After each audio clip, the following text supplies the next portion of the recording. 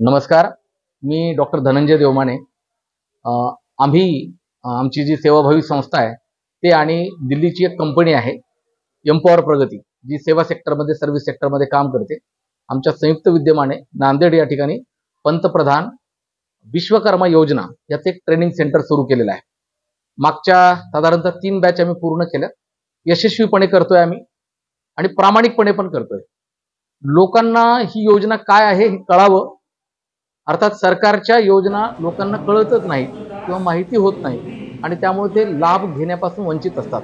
त्यामुळे हा लाभ त्यांना मिळावा या हेतूने आज मी तुमच्याशी बातचीत करतोय. मित्रांनो, ही योजना काय आहे पूर्वी समजून घेऊया. आपला देश साधारणतः 140 कोटीचा देश आहे. बेरोजगारीचं प्रमाण प्रचंड वाढलेलं आहे आणि आपला देश हा जगातला सर्वाधिक युवा लोकांचा देश आहे. आणि हे युवा लोक कधी ना कधी वृद्धत्वाकडे झुकणार आहेत आणि ज्या देशाने आपल्या युवा पिढीला काम नाही लावलं तो देश कधीही प्रॉस्पेरिटीकडे जाऊ शकला नाही. म्हणून आदरणीय पंतप्रधान नरेंद्र मोदीजी आणि त्यांची पूर्ण जे मंत्रिमंडळ आहे यांनी फार चांगला निर्णय घेतलाय. ग्रामीण भागामध्ये आपल्याला माहिती आहे की बलुतेदारी आणि अलुतेदारी प्रथा असते. हे जे बलुतेदार आणि अलुतेदार आहेत खरं तर ही गावाची MIDC असते, इंडस्ट्रियल कॉरिडॉर असतो आणि तिथे गावाच्या सर्व गरजा भागवल्या जातात.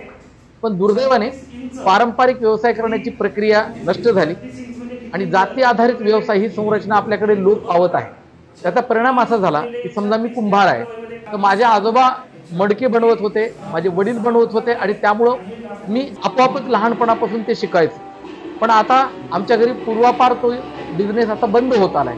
त्यामुळे मला शिकायला काही साधन नाही आणि त्यामुळे पारंपरिक व्यवसाय आपल्याकडचे बंद पडले.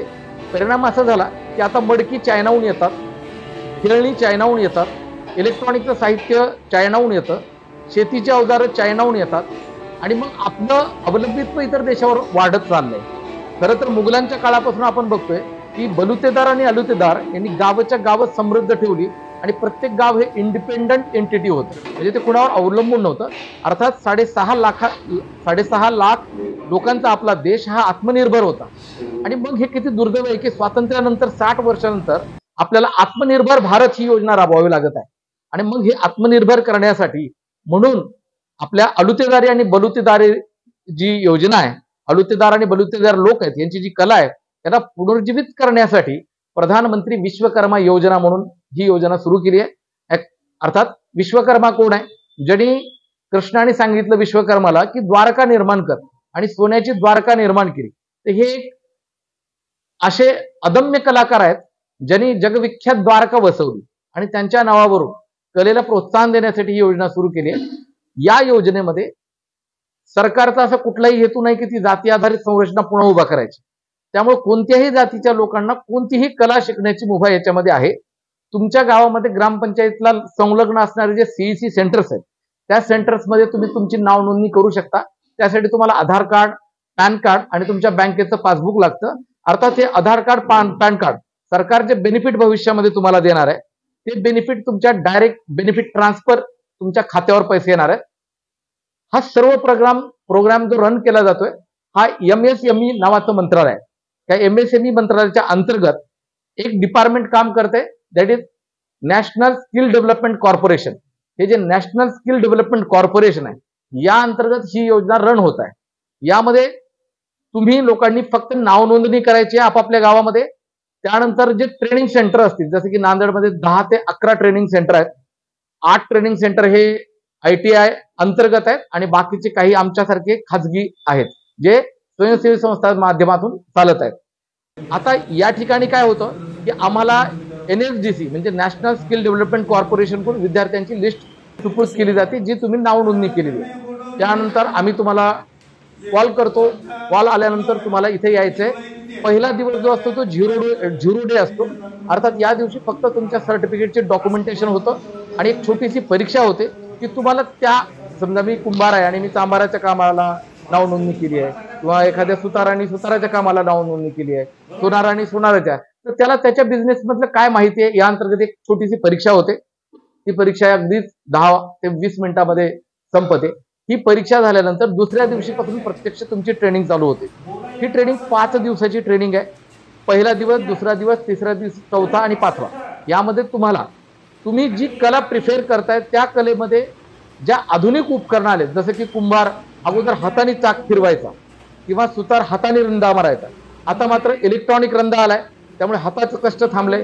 कुंभाराला इलेक्ट्रॉनिक व्हेकल आले, त्यामुळे त्याचं हाताचं काम थांबलंय. तर आता आधुनिक उपकरणांची ओळख तुम्हाला व्हावी आणि तुमचे कष्ट कमी व्हावेत आणि तो उद्योग तुम्हाला सोपा वाटावा, या हेतूने तुम्हाला हे प्राथमिक प्रशिक्षण दिलं जाणार आहे. हे साधारणतः 5 दिवसाचं प्रशिक्षण राहील. पहिला दिवस 0 डे, त्यानंतर 5 दिवसाच्या प्रशिक्षणामध्ये तुम्हाला पूर्ण आधुनिक मशीनची ओळख, त्यांचा वापर कसा करायचा, प्रॅक्टिकल्स हे होईल आणि शेवटच्या दिवशी असेसमेंट असते. तर ही असेसमेंट झाल्यानंतर एक छोटीशी असेसमेंट मध्ये परीक्षा होईल आणि ती परीक्षा झाल्यानंतर तुम्हाला सर्टिफिकेट मिळणार आहे. सर्टिफिकेट तुम्हाला आम्ही नाही देणार, सर्टिफिकेट तुम्हाला नॅशनल स्किल डेव्हलपमेंट कॉर्पोरेशन देणार आहे. अर्थात हे कधी मिळेल, तर जसेही तुमचं आम्ही बॅच इथून क्लिअर करू, हा विद्यार्थी पास झाला असं त्यांना कळेल, कारण परीक्षा ऑनलाईन होत आहे आणि पेपर पण तिथूनच येत आहेत. त्यामुळे त्यांना जेव्हा शाश्वती होईल की हा मुलगा ट्रेनिंग यांनी परिपूर्ण केली आहे, तेव्हा तुमच्या खात्यावर दररोज 500 रुपये उपस्थिती भत्ता आणि जाण्या येण्याचे 1000 रुपये, त्याला म्हणतो आपण ट्रॅव्हलिंग अलाउन्स, असं मिळणार आहे. तर हे पूर्ण बेनिफिट, ते डायरेक्ट बेनिफिट ट्रान्सफर तुमच्या अकाउंटवर साधारणतः 4000 रुपये जमा होणार आहे. या ट्रेनिंगच्या दरम्यान 5 दिवस तुम्हाला दुपारच्या भोजनाची व्यवस्था केली आहे. त्यामध्ये पोटभर जेवण्यासाठी आम्ही 5 दिवस ट्रेनिंग सेंटर बद्ध आहे की तुम्हाला आम्ही 5 दिवस जेवण देणार आहोत. हा झाला पहिला टप्पा ट्रेनिंगचा. इथे तुम्हाला सर्टिफिकेट मिळेल. इथे तुम्ही नाही संपलात आणि आम्ही नाही संपलो. इथून खऱ्या अर्थानं तुमचा उद्योगपती म्हणून, एंटरप्रेन्युअर म्हणून उदय होणार आहे. अर्थात तुम्ही आधुनिक उद्योगधंद्यांचं प्रशिक्षण घेतल्यानंतर तुम्हाला तो उद्योगधंदा टाकता आला पाहिजे. यासाठी तुम्हाला प्रोजेक्ट रिपोर्ट करायचा आहे, कोटेशन्स काढायचे आहेत आणि याच्या माध्यमातून तुम्ही जेव्हा बँकेत जाल तर बँक तुम्हाला विदाऊट एनी कोलॅटरल, कुठलीही वस्तू गहाण न ठेवता साधारणतः 1 लाख रुपयाचं लोन सँक्शन करणार आहे. हे लोनही अगदी, कारण शासनाचा उदात्त हेतू आहे की प्रत्येकाने आपापल्या क्षेत्रामध्ये स्वावलंबी व्हावं, उद्योग उभा करावे. त्यामुळे अतिशय कमी व्याजदरात, अगदी क्रॉप लोन सारखं 6 ते 7%, 8% व्याजदराने ह्या बँका, नॅशनलाइज बँका तुम्हाला व्याज हे लोन देणार आहेत. हा पहिला टप्पा झाला, तुमच्या उद्योगाची सुरुवात झाली आहे असं गृहीत आहे शासनाला. यानंतर दुसरा टप्पा असेल. दुसऱ्या टप्प्यामध्ये परत तुमचं 15 दिवसाचं आधुनिक प्रशिक्षण असेल. हे 15 दिवसाचं जे आधुनिक प्रशिक्षण आहे, याच्यामध्ये अजून ऍडव्हान्स्ड जे मशिनरीज आहेत याचं नॉलेज तुम्हाला करून दिलं जाईल.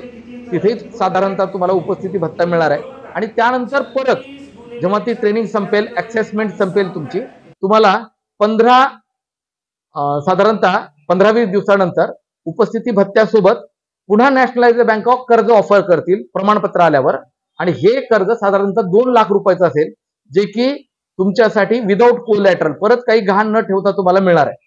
अर्थात तुम्ही उद्योग टाकावा, तुम्ही पायावर उभा टाकावा ही सरकारची इच्छा आहे.